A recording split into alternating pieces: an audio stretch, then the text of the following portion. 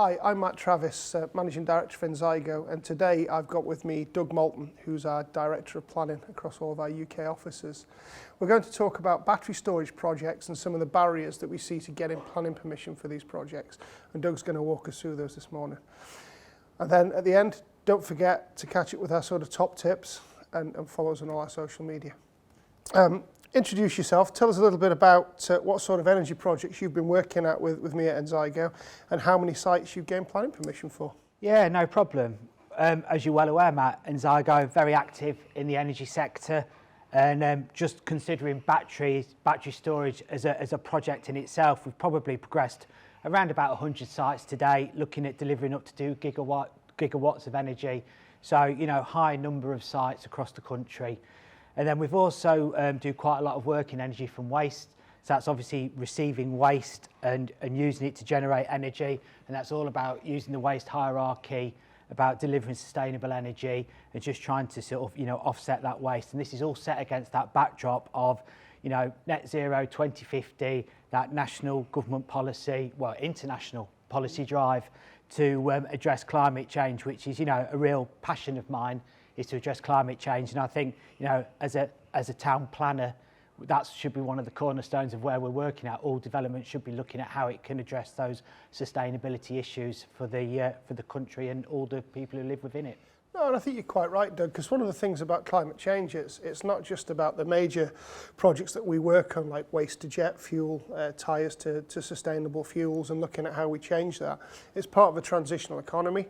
We're always going to need oil and gas for a short period of time until we can transition across. And whether we end up going electric or whether we end up going into hydrogen or more sustainable fuels, it'll be really interesting. I was watching the Grand Prix this weekend, and I did notice that they're now looking at more sustainable fuels in that sort of part of the world. I mean, I think you're absolutely right. I mean, you know, there is this drive to increase use of electric charges. Obviously, we do loads of EV charging points across the country for key clients. And obviously referenced in Ireland only this morning, wasn't it? True, yeah. About what I think it was an EU requirement that there's an EV charging point every 34 miles, yeah, was it? I believe something like every 60 kilometres. Yeah. So they're bringing that in now. Yeah. Which, if you think about, as you say, because we were crossing Ireland talking to clients about where we get EV charging points.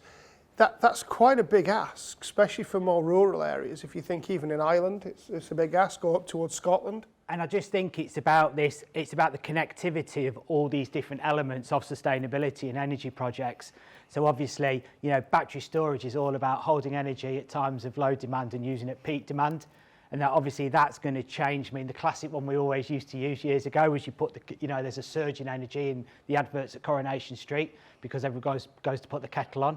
So it's about understanding how energy is used, and with electric charging points and increasing use of EV charging cars, as you now know yourself, Matt, from personal experience, it's about having that network, and that's going to keep changing how energy is used in the future, and that particular demand for electricity, which is where your battery storage is absolutely vital to having a robust, you know, infrastructure network.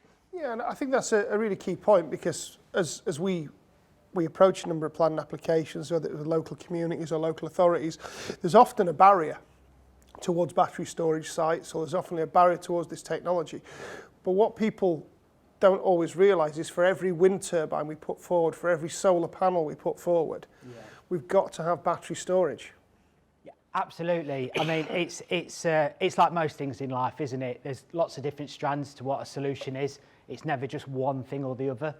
And I think you're leaning into like co-location there, aren't you? And that's a really interesting point. Like obviously we've done loads of ground-mounted solar farms over the last, you know, probably 4 or 5 years. I mean, I've been working on them historically for over 10 years, 12 years from the very infancy of the industry. And I think the key thing to remember is when we were doing them sort of 10, 12 years ago, you were looking at 5 megawatts, and now we're looking at 50 megawatts. So the sites are 10 size bigger, 10 size larger, so the land takes 10 size larger. And then you've got your local communities are looking at projects, and because the size is getting so much bigger, they obviously have concerns, you know, which is quite right. Yeah, and that brings us to some of the challenges. So where do you see things going, and what recent experience have we had with local planning authorities? Because it does seem, for me in this business, that getting planning permission is becoming much harder for these type of sites. Well, as a planner, in a consultancy, I'd have to say that, wouldn't I? But no, absolutely. I think the thing with planning is it's always been a technical area, and there's lots of technical inputs from your hydrologists, your landscape people, heritage, air quality is just a few. And there's been this massive drive for increasing number of technical reports to support applications. And I'd say that's, I mean, I don't know what your experience is, Matt, but I think that's really increased over the last 3 to 4 years. So applications are getting more complex, more expensive, and more detailed as you put them in. So I think that's one of the key areas. What is changing.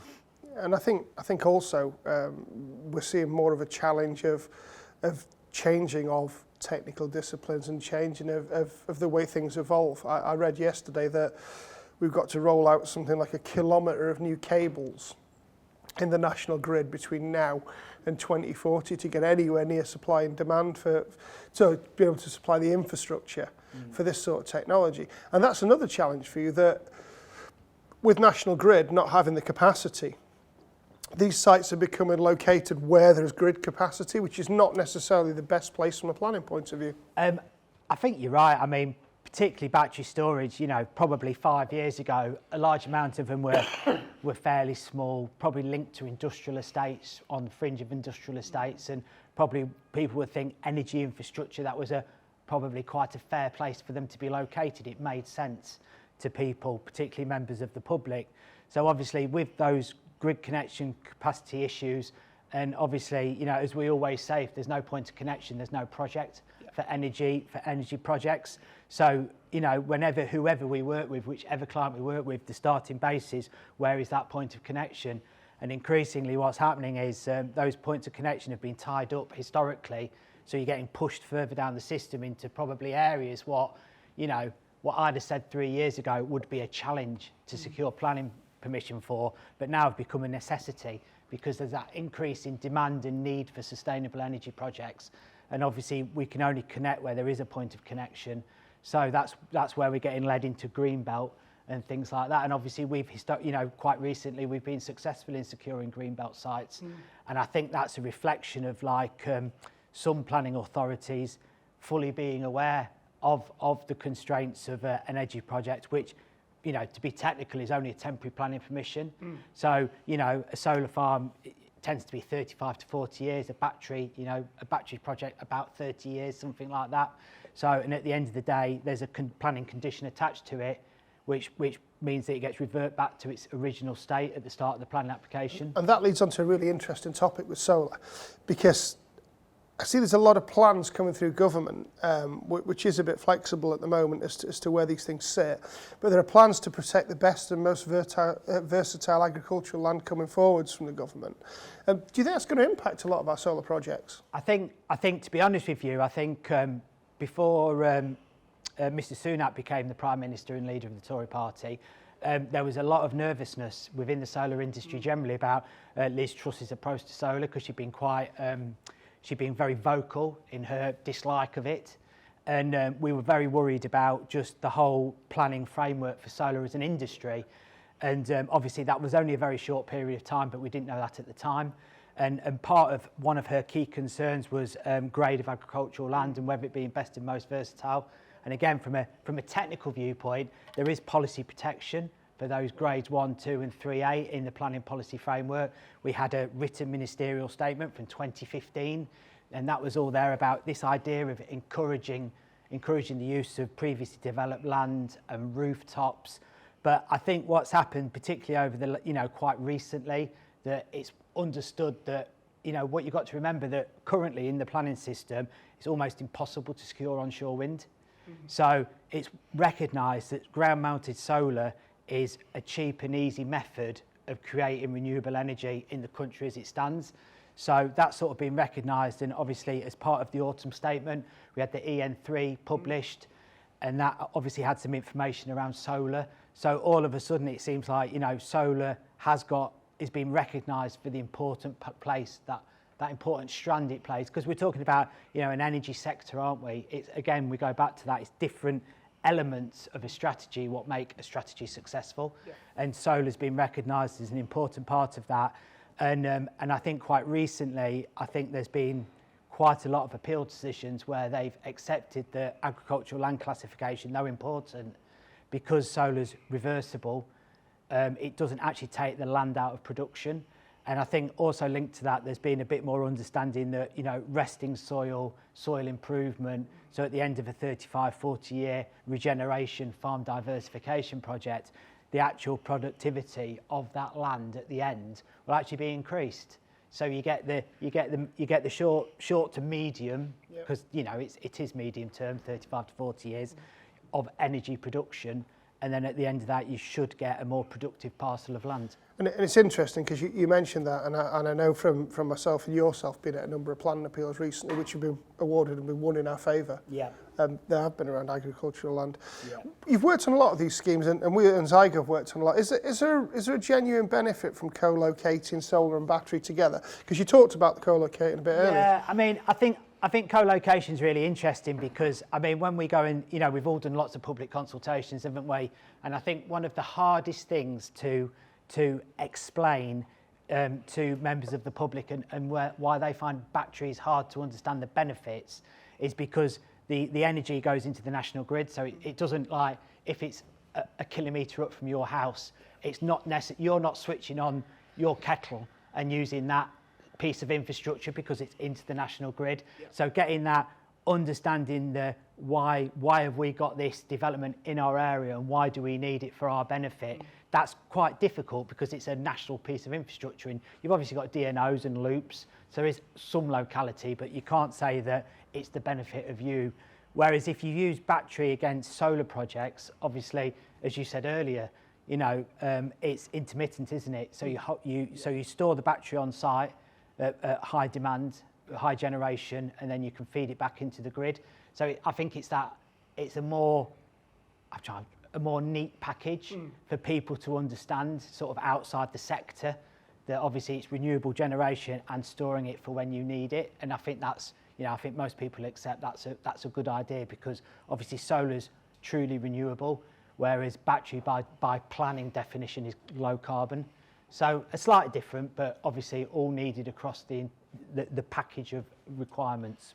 And it's interesting because I know you and I have worked on a number of schemes at the moment, and I just took a plan appeal through where it's around battery storage sites and fire, the risk of fire, water storage, and battery safety plans. There's a lot of public interest in how dangerous fires are, and we've only seen one fire in the UK at Carnegie Road in Liverpool. Yeah. And there's a lot of people saying, oh, these things are, batteries will set on fire. And I have to say, my car's not set on fire recently. So I just wonder what you thought about that. I think, as anyone who's got any sort of understanding or workings of the planning system, you always get topics which become very of the moment. And and it might be different for a housing scheme to an energy scheme and such like that, but you're absolutely right. Sort of, I think public perception of battery projects has increased massively over the last two years, and I think within that, and very recently, concerns over fire safety and risk has become very a key part of what people are worried about. And obviously they've seen the Liverpool example, and even though to us it was constrained to one small area, one container, and there's lots of embedded safety measures within it, obviously local residents, when they see these applications, have that concern. And then obviously, because planning's always got that political element to it, then obviously ward members who represent their local residents get an interest, and then it's getting fed back to planning committees and it's getting debated at planning committees. So, you can see how it's moved through the process and increased up the agenda. And then obviously, people are asking questions, and us as agents for applications for clients, we have to make sure that robust information's there. So, it's fully transparent and people can see it and make a reasoned policy-based decision for a planning application. And I think that leads into, like ourselves, haven't we, Matt? Obviously, you've just been through inquiry on that very specific area. And, whereas a year and a half ago, you'd never do a fire battery safety management plan. Now we used to do outline. Now we're doing early engagement with the relevant fire risk authority for the area. So we're doing early engagement, we've increased in separation distances, and now we're leading into, you know, is there a requirement for a second access? Do you need a circular route so you can show that level of fire resilience within it? And then obviously then we get leading to more into your area around hydrology, Matt, about holding water, and then you know and then putting things in place that we can make sure there's no land contamination. So you know, even though the risk, I mean, I would suggest is very low, and there's obviously health and safety set within batteries to address and control fire risk. You know, there has been a drive for additional measures to be put in place, and I would say that, you know, we have really gone over and beyond what's required to show that safety is there. But, you know, you've got to remember that people are individuals and they have concerns. And I think as that's part right. of the planning application, they have their right to say which is correct. And it's obviously for us to make sure that we put the information and the mitigation and the strategies in place so people know that it will function safely. And it's right. I think, as you're saying, there's only been one battery fire in the UK, and that there's sort of approaching 100 active sites at the moment. If the fire risk were great, there's a lot of electric vehicles around, and electric vehicle fires aren't as predominant as they are with petrol or diesel. No. I think the contamination point's an interesting one, because when we looked at the evidence from Carnegie Road, which was the battery fire in Liverpool, it was demonstrated by Bureau Veritas, who did they support the fire brigade and local authority in terms of contamination. They said there wasn't any contamination there. And as you correctly said, there was only one of the units set on fire. It didn't propagate through all of them. Exactly. And I think it's always the same with new technologies. When things are new or they're approaching, people are nervous. And I think, as you say, more and more technical disciplines coming in and more things coming forward, it becomes a more robust package over time. And it leads me, it's a bit of a sort of self-promoting question here, Doug, but obviously at Enzygo, we've got all the technical disciplines that you could desire, from hydrology to noise and landscape, ecology, but to name only a few of them. They're all under one roof. How does that help you to successfully deliver projects for our clients? Well, I mean, obviously I joined Enzygo, you know, coming up, well, five years coming up, you know, next year. It's important to mention that, because 25% of our staff have been with us for 10 years or more. Well, there we go. I've only got another 5 to go, and then I'll add to that percentage. So, but obviously previously that I'd worked at planning consultancies, and obviously, so I worked with lots of ecologists and flood risk people and everything like that. But what really attracted me to Enzygo was it all being in-house. And obviously I personally like it because we can have like early discussions around constraints, and obviously because we share an office and an office space, it's quite easy for me to speak to a member of the hydrology team or the landscape team and just have those informal conversations which are really quickly allow you to understand the site constraints and, more importantly, the best strategy, and then you can work up your best strategy for your client in a timely manner. I think that's great. So if we were to look at the sort of what we've been discussing today, what are your top 3 tips to successfully securing a planning permission? Well, employ Enzygo, number 1. Excellent. And no, I think, joking aside, I think the key thing, obviously, Matt, we've talked about this long and hard on many a site, and that's understand your constraints at early doors. So, you know, often we get a client who come to us with a scheme or a project, whether it be an energy scheme or a leisure scheme, or a residential scheme, and they've got quite fixed layouts done. And it's like, well, just stop a second, take a step back, and, like, you know, is there flood risk? Is there a ground stability issue?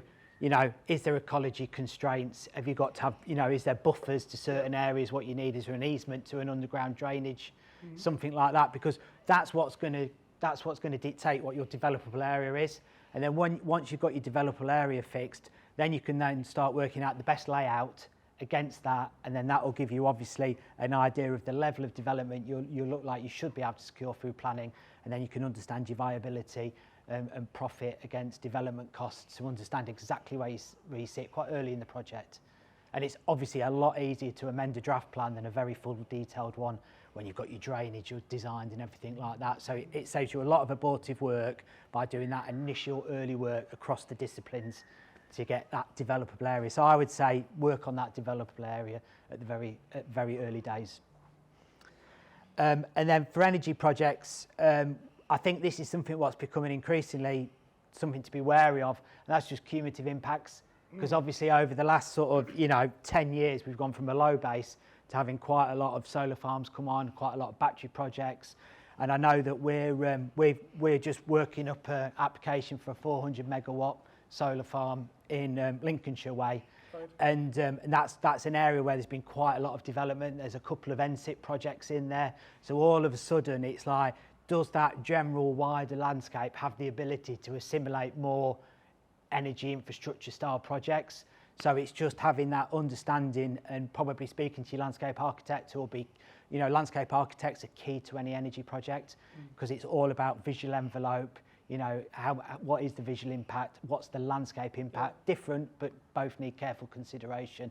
And then obviously, from that, is there footpaths in the area? How well are they used? Have you got protected landscapes where you can view them from?